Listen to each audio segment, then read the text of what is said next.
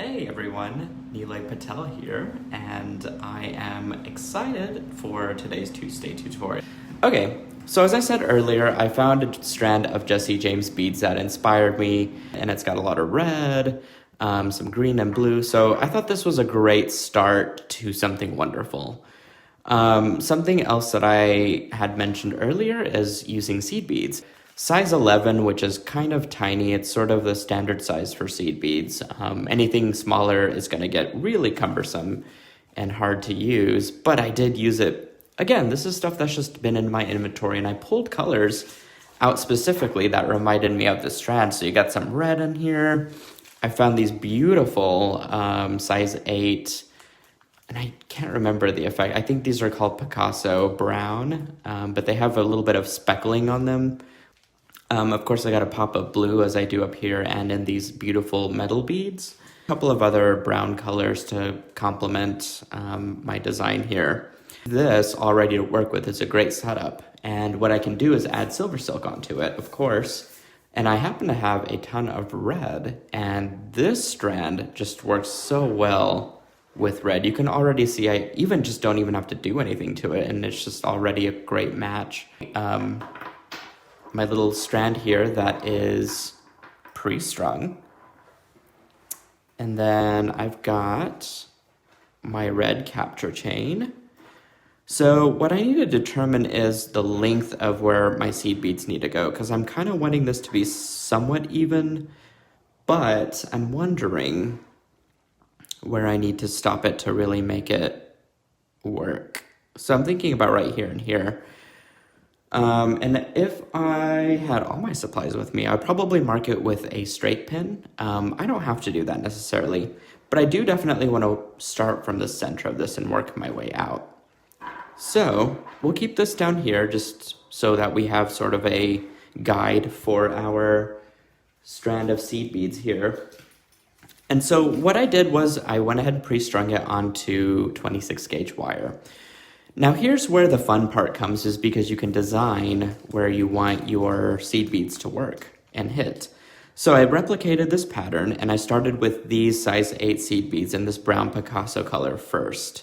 So that's what's going to start my coil in the middle. And then from there, I actually went and used these lighter brown colored ones.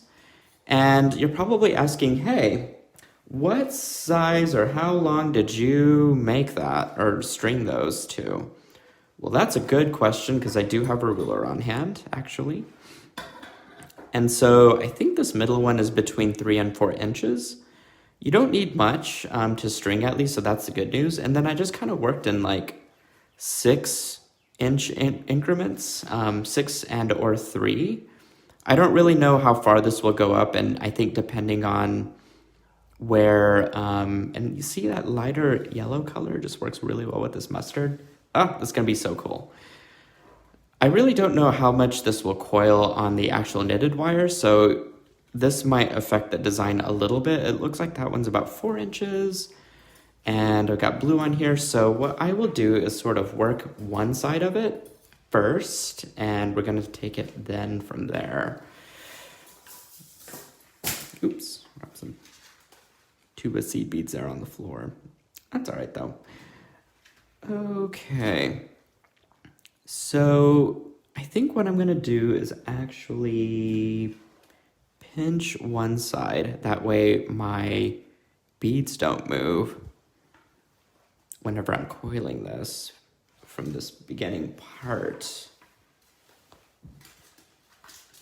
Okay.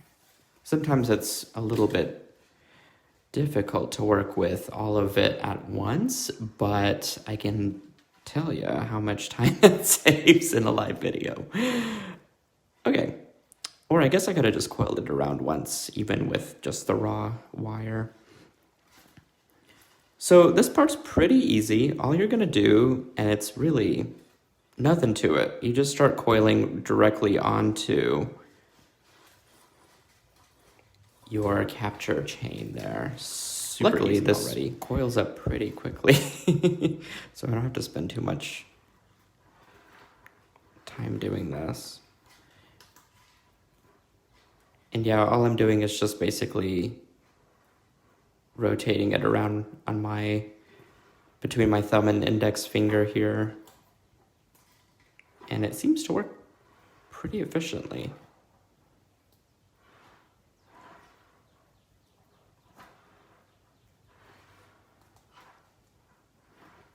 Ugh, that blue and that metallic just works so well together.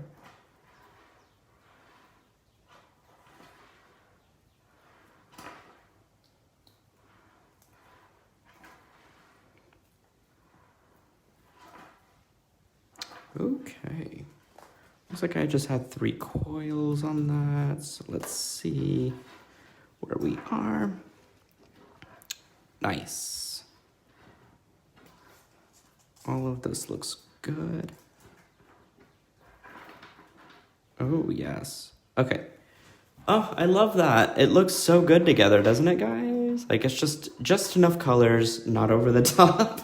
And I think having all of those colors there before was probably a little bit over the top. That's okay, though. We always have to explore and see what our options are and then design from there, right? It's part of the process. That's the fun part. Alrighty.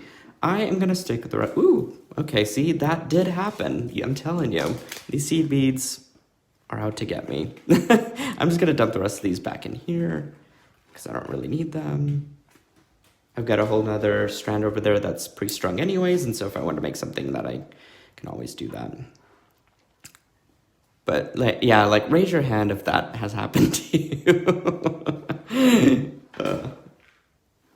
Seed beads. Okay. So to end this, all I'm going to do is actually just weave my 26 gauge wire in and out a couple times of my SilverSilk chain. And I think this is the really noteworthy part of SilverSilk. You can do lots of stuff to it, of course, and I think going in and out through the capture chain just makes it so easy to make it super secure. It's going to hold in place. You don't have to worry about things shifting. Absolute advantage. Now, what I can do to really cap it off is just to do a cute little messy loop up here. And I'm wondering, I should have just enough wire on that other side to do that too. But I think it'll just add another, well, actually, you know what? I take that back. We don't need to do a messy loop because how we're going to attach it is inside of that double-strand end cap, like I mentioned earlier, remember from my drawing? So we're at about right here at this point. So once I've secured it, I could just coil it around a couple times there and then just trim it off like that. And the rest of it should just fit right inside my double-strand end cap. Okay, so what are we looking at here? Oops, let me bring this up.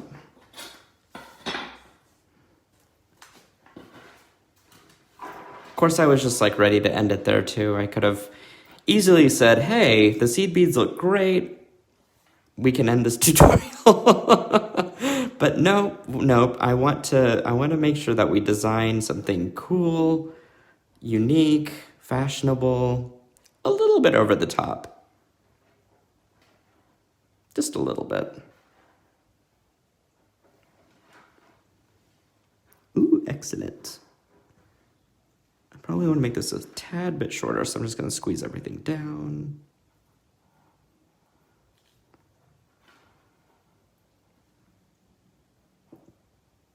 And now I'll go ahead and weave it through the SilverSilk.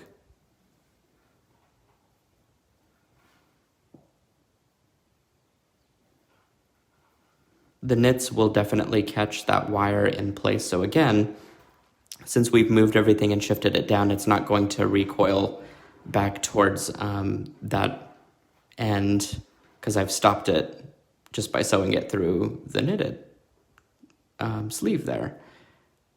So I'll do that a couple times. Don't worry about being perfect because again, we're just going to hide it inside of that double-strand end cap anyway. So I'm just going to coil it up through there. And then I'm going to go ahead and just trim it off. just like that. So that looks really good to me. I think that's gonna work out pretty well. What I do wanna do is probably add a couple seed beads to the end of this just to extend it out just a little bit more. And that'll be easy to do. So we can use our large metallic seed beads right over here. They kind of match the end of the beautiful strand that we're working with.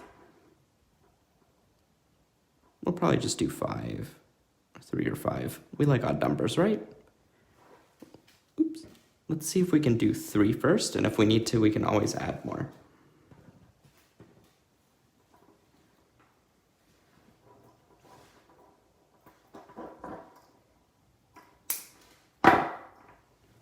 One, 2, 3. Ideally, you'll probably want to use a bead clamp of some sort for the ends here. But I think that looks really good. It's just going to have just enough space for that double strand effect to work. So that looks really good. Alrighty. Untangle that just a little bit. Looks like it wants to go like a certain way. There we go. Okay, so now I'm going to go ahead and crimp, and we are going to assemble everything.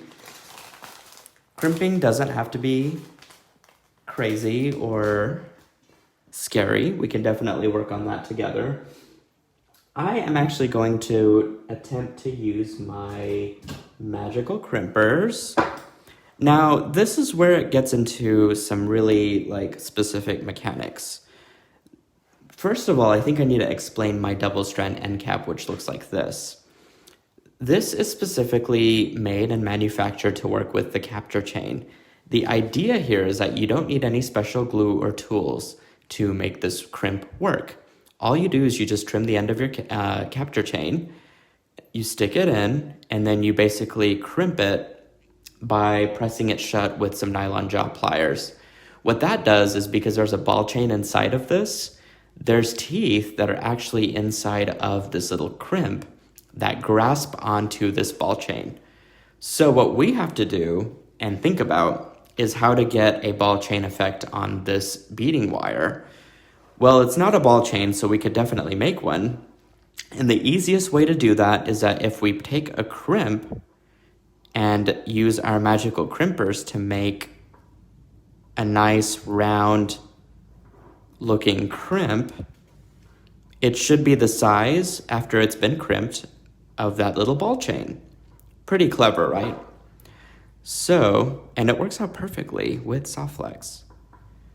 To use the magical crimpers, you do need 2 strands of this of the beading wire to go inside of it, inside of a 2mm crimp. And then, as you can see, I just pressed it once with that notch, pressed it again, and around until it becomes a nice little ball. Now, coincidentally, this does become the size of our little ball chain. So that's just gonna work itself into our little end cap quite perfectly. Okay, same principle on this other side. I'm just going to go ahead and string on a crimp. There we go. And now, just go back through, because I do need 2 wires again to make this work. You want to leave this to where the beads are definitely hitting each other in terms of its tightness, I guess. But you want it to make sure that it does bow and bend accordingly. So you don't want to make it super tight on this beading wire. As you can see, if you just kind of let it hang, I do have a little bit of gap there. But I need that gap in order for this to go ahead and curve the way that I want it to. So just bear that in mind, that it is okay if it does have a little bit of space. Okay, same principle, just use my crimper, my magical crimpers, to make a nice clean ravioli shape, or as best as I can. There we go. And then kind of just work your way around to get it to a nice ball shape.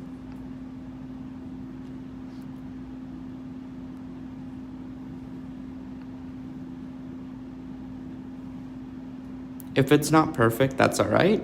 In this case, I don't think I did it as precisely as I was anticipating, only because I don't have it super close to my face. Sometimes whenever I make stuff, I like to be very close to it. I think it's because I can't see anymore. There we go. Okay, so now we have to attach everything together, right? So we just basically insert our end cap, making sure that the SilverSilk logo is up there in front and showing. Hopefully this will crimp accordingly. Ah, genius. Okay. So as you can see, that crimped very easily. There we go. It's not gonna come out. And I'm gonna do the same thing to this side. Look how clean and it just looks so professional. And that is so critical and important for making long-lasting, really high-end looking designs. So just something to consider whenever you are putting this together is how far are you willing to take those mechanical elements to the next level. And I think sketching helps to resolve a lot of it up front. Ooh. Yeah, sometimes that'll want to shift on you. And if it does, that's okay. Because I think whenever I accidentally made it shift there, as you can see, I just used my little pliers there to remove it. I think I need to make this a little bit more flat in order for it to work. Hopefully that will resolve it.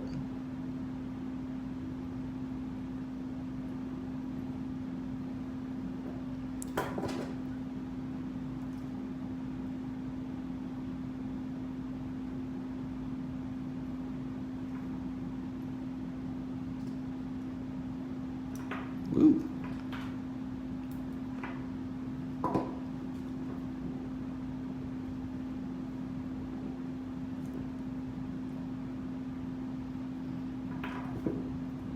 No, okay. That's all right. We can solve this. I'm not sure why that side's not working as well. It may be because my crimp is too small, in which case we can definitely just add another one. My ball chain there will crimp, but sometimes these things get a little bit tricky. So what I'm gonna do is actually just cut this. It's probably where some handy mechanics come in. And I'm gonna grab another crimp. If it is too small, what I would recommend doing it, because it is flat on one side, so I guess maybe the teeth aren't catching quite as well as I would hope the other side did. I'm just gonna go in and do just a flat crimp this time and have it face perpendicular to my previous crimp. I know that's a bit weird, but as you can see, it's really like toggling around, which is good. What that should do is catch on any side of, or any of the teeth on there, and hopefully that'll work to stay in place. All right, give this another shot. Yeah, see, that worked out so much better. So sometimes it's just a little bit of problem solving, but no big deal. But guys, look how good that looks. I mean, super professional, right? And I used all of my leftover seed beads and stuff on that. So now I can basically just go through and attach the rest of my design together. I've got some leftover scraps here that I can use up for sure. So I just picked out some matching single strand end caps in the antique gold color. That's this stuff right here. And what I can do is basic same thing here, is just insert it into the little notch. Just like that. You can absolutely put a bead between there if you wanted to. I don't think that that's a bad idea at all. Ooh, if that little crimp area is too small, you could definitely just open it up with some pliers. not a big deal. And also, it looks like I've got some extra chain there that I probably want to trim down. So let's do that. There we go.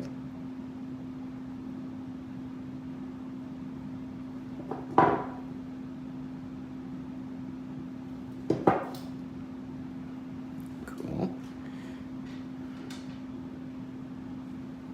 Of course, I probably should look through my beads because I really do want to add something there, because I could just do chain on chain and that would be a bad thing, but you know me, I just want to add a little extra something to it. We all have that urge.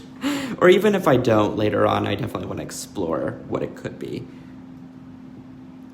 Okay, I'm just gonna open that up a little bit more. String my capture chain. Use my nylon jaws here to shut it, so that looks good. Just like that. It didn't occur to me that I probably needed some jump rings, so I didn't actually grab, well, I could use them off the clasp. I was gonna attach this clasp on for you guys, but we'll just skip that step and I can finish that up later on. But for now, I can definitely just string on a little jump ring. Show you at least what it could look like put together.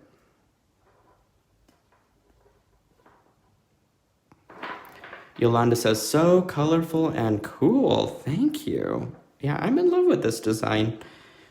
And I'm glad that we kind of reevaluated our seed beads and just stripped it down to the bare bones here. And sometimes that's all it is. It's just experimenting and seeing what works, seeing what doesn't work, always thinking about going all the way through as far as like committing to stringing seed beads like I did, and then just scaling back from there.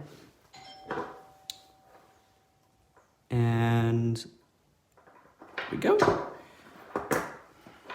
Perfect. I really love this design, so I hope you guys got some good takeaways and some new ideas, and I definitely want you guys to go out and try it.